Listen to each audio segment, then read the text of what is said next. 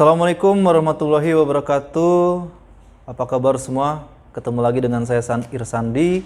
Nah, di video kali ini kita akan ngebahas yaitu creative tools ya, itu brainstorming. Nah, jadi menurut Ryan Lenson bahwa brainstorming adalah cara untuk mendapatkan banyak ide dari sekelompok manusia dengan cara yang singkat gitu. Nah, metode ini melatih keaktifan seseorang dalam bertanya dan mengolah pertanyaan sehingga mendorong seseorang untuk berpartisipasi dalam proses diskusi gitu. Nah, metode ini bertujuan untuk mengumpulkan gagasan atau pendapat dalam rangka menentukan dan memilih berbagai pernyataan sebagai jawaban terhadap pertanyaan yang telah berkaitan dengan masalah gitu. Dengan diterapkannya metode ini, maka akan terjadi proses diskusi yang lebih aktif dengan gagasan-gagasan yang muncul dari seseorang gitu. Brainstorming pertama kali diperkenalkan oleh Alex Osborne ya pada tahun 1930-an. Brainstorming adalah cara yang bagus untuk memunculkan banyak ide, teman-teman.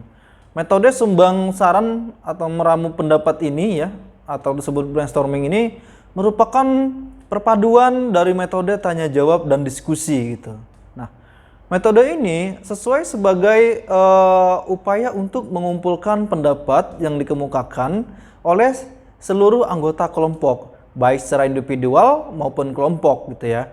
Pendapat dari setiap peserta mungkin berbeda-beda, tapi tidak ada kritik sebelum sesi evaluasi. Lalu, apa sih itu brainstorming ya? Mungkin masih banyak yang mungkin awam ya tentang kata brainstorming, tetapi sebenarnya ya kita sudah sering melakukannya gitu ya. Sebenarnya ya brainstorming ini adalah suatu teknik atau cara mengajar yang dilakukan seorang guru atau dosen di dalam kelas ialah atau pimpinan ya dengan melontarkan suatu masalah ke kelas oleh guru atau pimpinan atau dosen tersebut. Kemudian siswa atau peserta menjawab pernyataan pendapat atau komentar sehingga mungkin masalah tersebut berkembang menjadi masalah baru atau dapat diartikan pula sebagai satu cara untuk mendapatkan banyak ide dari sekelompok manusia dalam waktu yang sangat singkat itu gitu. Nah, metode brainstorming merupakan suatu bentuk diskusi dalam rangka menghimpun gagasan, pendapat, informasi, pengetahuan, pengalaman dari semua peserta. Nah, berbeda dengan diskusi di mana gagasan dari seseorang dapat ditanggapi ya atau didukung, dilengkapi, dikurangi atau tidak disepakati itu kalau diskusi. Nah, oleh peserta lain gitu ya. Nah, pada penggunaannya metode curah pendapat orang lain itu tidak untuk ditanggapi gitu. Nah, tujuan curah pendapat adalah untuk membuat kompilasi atau kumpulan ya pendapat, informasi, pengalaman semua peserta yang sama atau berbeda. Nah, hasil pengalaman atau kemudian peta dijadikan gagasan peta ya, mind map ya. Informasi untuk peta menjadi pembelajaran bersama gitu. Metode curah pendapat atau brainstorming sesuai sebagai upaya untuk mengumpulkan pendapat atau ide yang ditemukan oleh seluruh anggota kelompok, baik secara individual maupun kelompok. Nah, metode ini akan menghasilkan berbagai pendapat atau ide dari peserta, baik yang sama atau saling mendukung dan ide yang berbeda atau saling bertentangan lah gitu.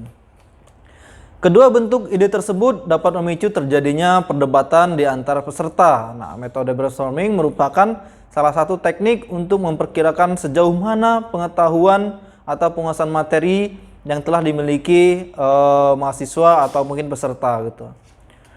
Metode ini dikenal sebagai metode curah pendapat atau merupakan metode yang merangsang berpikir dan menggunakan wawasan tanpa melihat kualitas pendapat yang disampaikan oleh peserta. Nah, metode ini dapat dilaksanakan apabila peserta telah berada pada tingkat yang lebih tinggi dengan prestasi yang tinggi pula. Tujuan penggunaan teknik ini yaitu untuk menguras habis ya apa yang dipikirkan para siswa dalam menanggapi masalah yang dilontarkan pimpinan atau guru di kelas tersebut gitu ya. Dalam pelaksanaan metode ini tugas pimpinan atau mentor ya adalah memberikan masalah yang mampu merangsang pikiran siswa atau peserta sehingga mereka menanggapi dan pimpinan tidak boleh mengomentari bahwa pendapat peserta itu benar atau salah. Juga tidak perlu disimpulkan. Pimpinan hanya menampung semua pernyataan pendapat peserta sehingga semua peserta di dalam kelas mendapat giliran. Tidak perlu komentar atau evaluasi. Peserta bertugas menanggapi masalah dengan mengemukakan pendapat, komentar atau bertanya atau mengemukakan masalah baru. Mereka belajar dan melatih merumuskan pendapatnya dengan bahasa dan kalimat yang baik lah gitu.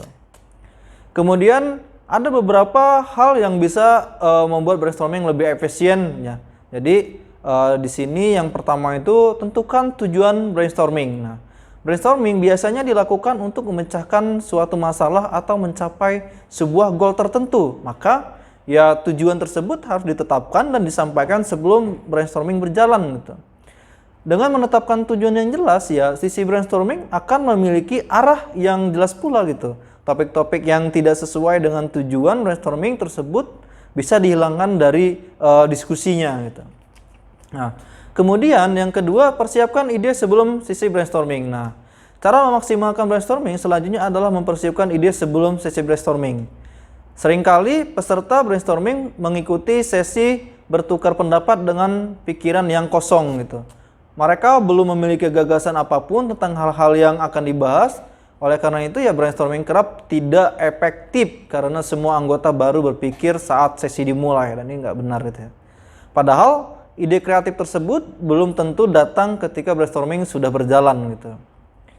Kemudian yang ketiga, batasi waktu. Nah, hal lain yang dapat kita lakukan untuk membuat brainstorming yang efisien adalah membatasi waktu sesi.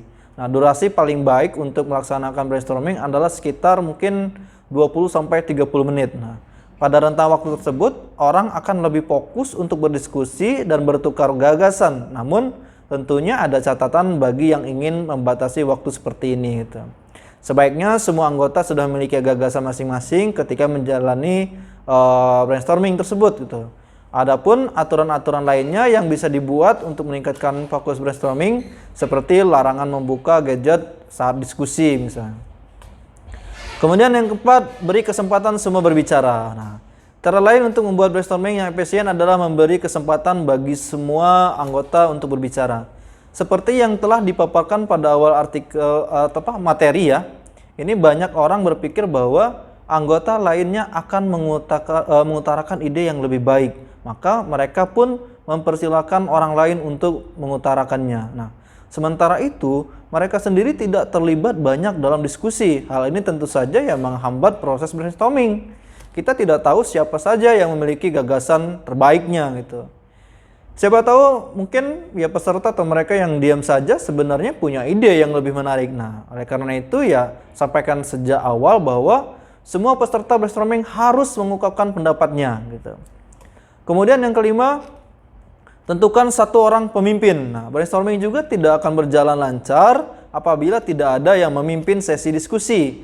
Tidak ada orang yang bisa dengan tegas mengarahkan topik diskusinya gitu. Nah, tidak ada pula yang bisa mungkin menarik kesimpulan dari hasil brainstorming. Untuk itu ya pemimpin dalam sebuah brainstorming memiliki peran penting nih dalam menciptakan suasana brainstorming yang kondusif, efektif, dan efisien tentunya. Nah, catat semua ide. Nah, kesalahan lain yang sering dilakukan saat sesi brainstorming adalah tidak ada satu orang pun yang mencatat gagasan-gagasan yang telah dipaparkan. Nah, tidak semua orang bisa mengingat gagasan apa yang telah dirinya dan rekannya disampaikan gitu. Di sini ya pentingnya ada notulen tersebut gitu. Maka cara untuk menjaga brainstorming agar berjalan tidak sia-sia adalah dengan mencatatnya dalam sebuah MOM ya, Minutes of Meeting, atau mungkin notulen. Tujuannya adalah agar semua peserta bisa merecall kembali ide-ide yang sudah dibuat dan bisa mengambil keputusan terbaiknya. Nah, selanjutnya kelebihan metode curah pendapat atau brainstorming. Ada beberapa ya kelebihan dari curah pendapat ini. Yang pertama, dapat difungsikan sebagai evaluasi tahap awal atau biasa disebut free evaluation ya, atau pretest tentang pengetahuan atau kemampuan yang dimiliki siswa. Nah, dapat digunakan sebagai salah satu cara mengembangkan ide-ide atau pendapat baru siswa peserta mengenai satu permasalahan. Kemudian dapat meningkatkan daya ingat peserta agar mereka terlatih berpikir tentang sesuatu yang bersifat kuantitas, permasalahan sehari-hari dan hal-hal kelihatannya yang kurang baik dari sisi kualitas itu. Kemudian dapat digunakan untuk menindaklanjuti pemecahan masalah jika dengan cara konvensional tidak dapat terpecahkan. Kemudian dapat mengembangkan berpikir kreatif, terus dapat menumbuhkan rasa percaya diri pada peserta untuk ikut terlibat dalam menyampaikan pendapatnya. Nah, selain kelebihannya ya tentunya ada juga kekurangan dari metode curah pendapat atau melaksanakan pembicaraan metode curah. Ada beberapa kekurangan yang perlu diperhatikan ya. Yang pertama itu waktu yang diberikan pada peserta untuk berpikir baik sangat terbatas waktunya. Kemudian bagi peserta yang berkemampuan kurang akan selalu ketinggalan tuh biasanya. Nah, terus sering terjadi monopoli pandangan. Seorang yang pandai sering juga memonopoli pembicaraan gitu. Dia menguasai kelas ya, diskusi gitu. Kemudian kesimpulan jarang bisa dirumuskan karena guru atau pemimpin hanya menampung pendapat siswa yang tidak mengevaluasi atau mengkomentari gitu ya. Kemudian pendapat peserta yang benar atau salah tidak segera diketahui. Nah, kemudian pemecahan masalah juga jarang terjadi, dan yang terakhir bisa terjadi masalah berkembang ke arah yang tidak diharapkan. Itu kekurangan dari sisi brainstorming. Nah, berbeda dengan diskusi. Kalau diskusi di mana gagasan dari seorang dapat ditanggapi atau didukung, dilengkapi dan dikurangi atau mungkin tidak disepakati ya oleh peserta lain gitu. Pada penggunaan metode curah pendapat orang lain itu tidak untuk ditanggapi gitu. Tujuan curah pendapat adalah untuk membuat kompilasi atau kesimpulan pendapat, informasi, pengalaman semua peserta yang sama atau berbeda. Nah, hasil pengalaman atau kemudian peta dijadikan gagasan peta ya, mind map, informasi untuk peta menjadi pembelajaran bersama gitu.